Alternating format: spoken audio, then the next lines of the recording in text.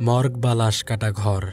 নানা ধর্ম বর্ণ গোত্রের লাশ প্রতিনিয়ত নিয়ে আসা হয় নানা মর্গে। নীরব নিথর এই লাশগুলোর কিছু তার পরিচয় বহন করে, কিছু বা তার পরিচয় বহন করে না। কিছু লাশ খুবই রহস্যজনক থাকে, কিছু লাশের পিছনে অনেক অপ্রীতিকর কোনো গল্প থাকে। ঠিক এরকমই ক্রাইম সিনে খুঁজে পাওয়া পুলিশের অজ্ঞাত একটি লাশ, সেটির পোস্টমর্টেম করতে গিয়ে বেরিয়ে আসে চাঞ্চল্যকর সব তথ্য, এবং পরে সেই ল্যাবেরই ফরেন্সিকদের রহস্যজনক মৃত্যু। Hi guys, this is Afnan from Afnan cottage. বলছিলাম 2016 সালে রিলিজ হওয়া the autopsy of Jane Doe মুভিটির কথা। মুভিটির ডিরেক্টর অ্যান্ড্রিও ভিদাল। আইএমডিবিতে মুভিটির রেটিং 6.8 আউট অফ 10। রটেন টমেটোসে মুভিটি 87% ফ্রেশ রয়েছে এবং মেটাক্রিটিকে মুভিটির রেটিং 67%।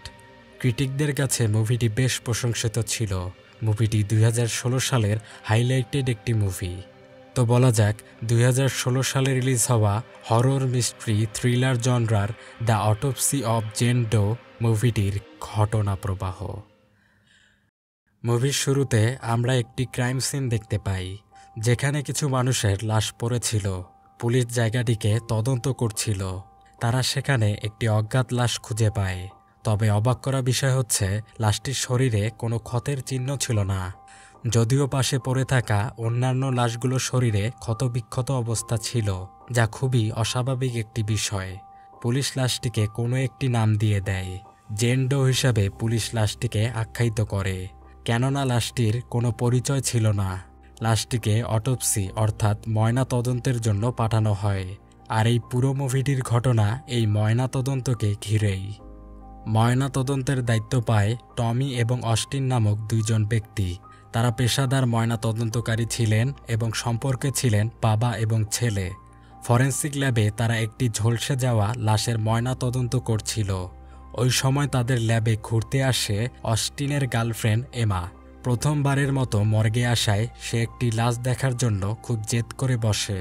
টমি, অস্টিনের বাবা, অস্টিনকে বলে সে তার গার্লফ্রেন্ডকে শুধুমাত্র একটি লাশই দেখাতে পারবে। যে লাশ অস্টিন তার গার্লফ্রেন্ডকে দেখায়, সে লাশটির পায়ে একটি ছোট ঘণ্টা বাঁধানো ছিল। এমা জিজ্ঞেস করে লাশটির পায়ে সেই ঘণ্টাটি কেন বাঁধা। তখন অস্টিনের বাবা তাকে বুঝায়, অতীতে মানুষ বুঝতেই পারত না ব্যক্তিটি আসলে মারা গিয়েছে নাকি সে কোমাতে রয়েছে, তাই তারা একটি ঘণ্টা লাশের পায়ে বেঁধে রাখত। এতে করে মানুষটি যদি মারা না যেয়ে থাকে, তাহলে কোনো একটা সময় তার শরীর কেঁপে উঠতে পারে, আর এতে ঘণ্টাটি বেজে উঠবে। অনেক আদিকালে এই ব্যবস্থাই ছিল। বর্তমানে চিকিৎসা বিজ্ঞানের উন্নতিতে এই পদ্ধতিটি আর ব্যবহার করা হয় না, কিন্তু টমি কিছুটা পুরাতন চিন্তাধারার লোক ছিলেন, তাই এখন পর্যন্ত তিনি সেই অতীতের ঘণ্টা বাঁধানোর প্রক্রিয়াটা ফলো করে আসছেন। এইসব কথার পরে অস্টিন তার গার্লফ্রেন্ডের সাথে ডেটে যেতে চায়, আর তখনই পুলিশ ল্যাবে জেন ডো নামক ওই লাশটি নিয়ে আসে। পুলিশ টমি আর অস্টিনকে বলে সকালের মধ্যেই যেন লাশটির পোস্টমর্টেম রিপোর্ট দিয়ে দেওয়া হয়। এজন্য অস্টিন তার ডেট ক্যান্সেল করে এবং তার বাবার সাথে কাজে লেগে পড়ে। বাবা ছেলে যখন লাশটির ময়নাতদন্ত করছিল, তখন তারা পুরোপুরি কনফিউজড হয়ে যায়, কেননা জেন ডোয়ের শরীরে কোনো প্রকার ক্ষতের চিহ্নই ছিল না, কিন্তু তার হাতের কবজি আর পায়ের গোড়ালি ভাঙা ছিল, তার জিভ অর্ধকাটা ছিল, আর তার মুখের বাম দিকের নিচের দাঁতটি ছিল না। এসবের পরে টমি যখন লাশটির শরীর বিচ্ছেদ করে, তখন দেখতে পায় ভিতরের বিভিন্ন অঙ্গ যেমন ফুসফুস জ্বলে গিয়েছিল। মনে হচ্ছিল সেগুলো যেন আগুন দিয়ে পুড়িয়ে দেওয়া হয়েছে। শরীরের বাইরে তেমন কোনো ক্ষত দেখা না গেলেও ভেতরের অবস্থা একেবারেই বীভৎস ছিল, অর্থাৎ তাকে বাইরে থেকে আঘাত না করা হলেও ভিতর থেকে আঘাত করা হয়েছিল। কিন্তু এটা কিভাবে সম্ভব? এছাড়াও জেন ডোয়ের লাশ দেখে মনে হচ্ছিল তার মৃত্যু সাম্প্রতিক কালেই হয়েছিল, কিন্তু তার চোখ ঘোলাটে ধূসর রঙের ছিল। এটি তখনই সম্ভব হয় যখন কোনো লাশ কয়েক মাস বা বছরের পর বছর ধরে পড়ে থাকে। লাশের বাহ্যিক অবস্থা দেখে মৃত্যু কিছুদিন আগে হয়েছে বলে মনে হলেও চোখের অবস্থা দেখে মনে হচ্ছিল লাশের মৃত্যু কয়েক মাস বা কয়েক বছর আগেই ঘটেছিল। আর জেন ডোয়ের কোমর তার দেহের তুলনায় অনেক সরু ছিল, এটাও একেবারেই অস্বাভাবিক। অনেক সময় আগে নর্থ আমেরিকার মেয়েরা কর্সেট পরে থাকত, যার কারণে তাদের কোমরের আকৃতি এরকম সরু হয়ে যেত। পরবর্তীতে আরও তদন্তের পর টমি লাশটির পাকস্থলীতে একটি জেমসন লতা পায়। এই লতাটি একটি স্বাভাবিক শরীরকে প্যারালাইসিস বা অবশ করতে সক্ষম। লতাটি এই অঞ্চলের নয়, লতাটি পাওয়া যায় সেই নর্থ আমেরিকাতেই। কিছু সময় পর মর্গের বাইরে থেকে শব্দ হয়। শব্দ পেয়ে অস্টিন রুমের বাইরে গেলে সে ফিল করে হলরুমে কেউ দাঁড়িয়ে আছে এবং সেটির পিছু নিতে নিতে এয়ারডকে গেলে সে তার বিড়ালটিকে মৃত অবস্থায় পায়। তাদের এই কাজের সময় রেডিওতে নিউজ হচ্ছিল। নিউজে বারবার বলা হচ্ছিল প্রবল ঝড় আসতে পারে। রেডিওতে হঠাৎ করেই অস্বাভাবিকভাবে চ্যানেল পরিবর্তন হতে থাকে এবং একটি বিশেষ গানে এসে বারবার থেমে যাচ্ছিল। গানটির লিরিক ছিল কিছুটা এরকম, open your heart and let the sunshine in. গানটি তাৎক্ষণিক পরিস্থিতির সাথে মোটেও স্বাভাবিক ছিল না। গানটির অর্থ ছিল এরকম, যদি তুমি নিজেকে অসুখী মনে করো বা তুমি যদি কোনো পাপ করে থাকো তাহলে শয়তান তোমার কাছে আসবে, এতে তুমি ভীত হয়ে যাবে আর তখন সে তোমার নিয়ন্ত্রণ নিয়ে নেবে এবং তোমার ক্ষতি করবে। কিন্তু তুমি যদি সাহসিকতার সাথে তার মোকাবেলা করো তবে তুমি জয়ী হবে। ঝড়ের সম্ভাবনা থাকা সত্ত্বেও তারা কাজ চালিয়ে যেতে থাকে। এরপর তদন্তে তারা লাশের পেটের ভিতরে লাশটির সেই মুখে না থাকা দাঁতটি একটি কাপড়ে পেঁচানো অবস্থায় পায়। কাপড়টিতে কিছু রোমান সংখ্যা এমনভাবে লেখা ছিল যা দেখে মনে হচ্ছিল এটি কোনো ব্ল্যাক ম্যাজিকের অংশ। যখন টমি লাশটির শরীর থেকে স্কিন আলাদা করে ফেলে, স্কিনের ভিতরে কিছু সাংকেতিক চিহ্ন দেখতে পায়। সবকিছু দেখে মনে হচ্ছিল লাশটিকে যেন ব্ল্যাক ম্যাজিক করে মেরে ফেলা হয়েছে। এভাবে শরীর বিচ্ছেদের একটা পর্যায়ে রুমের লাইট ব্লাস্ট হয়ে যায়। পরে যখন ওরা ব্যাকলাইট অন করে দেয় তখন দেখতে পায় জেন ডোয়ের লাশটি বাদে বাকি সব লাশ গায়েব হয়ে গিয়েছে। এই দ্বিধাদ্বন্দ্বের সময় একটি অচেনা আকৃতির কিছু টমির ওপর হামলা করে দেয়। এতে টমি বেশ আঘাতপ্রাপ্ত হয়। টমি ও অস্টিন যথেষ্ট ভয় পায়, তারা মর্গ থেকে চলে যেতে চায়।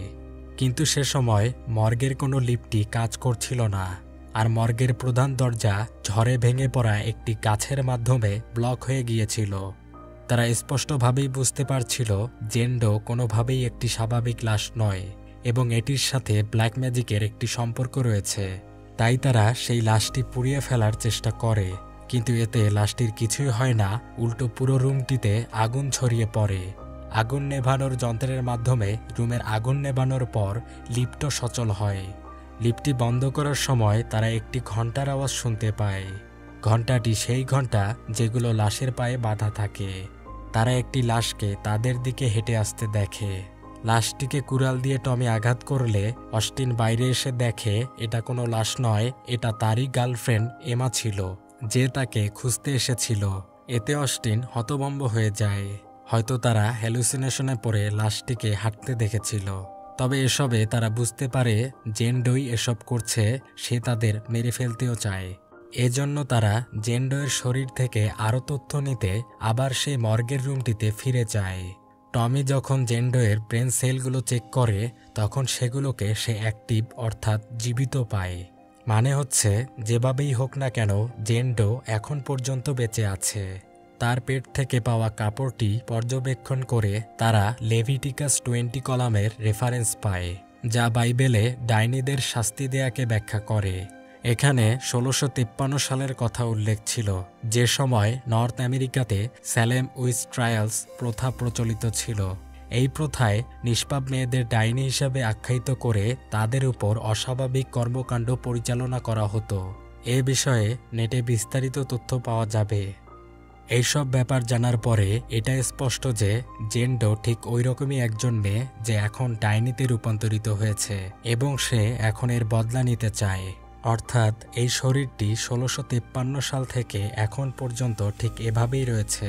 মূলত এটি একটি জীবিত শয়তানি শরীর। টমি জেন ডোয়ের শরীরকে বলে সে যেন তাকে মেরে ফেলে আর তার ছেলেকে ছেড়ে দেয়। বলার পরপরই টমির হাতের কবজি আর পায়ের গোড়ালি ভেঙে যায়। টমি যেভাবে জেন ডোয়ের শরীর কেটে ছিঁড়ে ময়নাতদন্ত করেছিল ঠিক একইভাবে টমির শরীর ক্ষতবিক্ষত হতে থাকে। টমি তার ছেলেকে বলে সে যেন তাকে মেরে ফেলে, কেননা সে এই অসহ্য যন্ত্রণার ব্যথা সহ্য করতে পারছে না। তাই অস্টিন বাধ্য হয়ে তার বাবাকে মেরে ফেলে। এরপর অস্টিন পালিয়ে যাবার চেষ্টা করে, কিন্তু পরে সে দূর থেকে তার বাবার আওয়াজ শুনতে পায়, তাই সে থেমে যায়। আওয়াজের পিছু যেতেই সে তার বাবার জীবন্ত লাশ দেখতে পায়।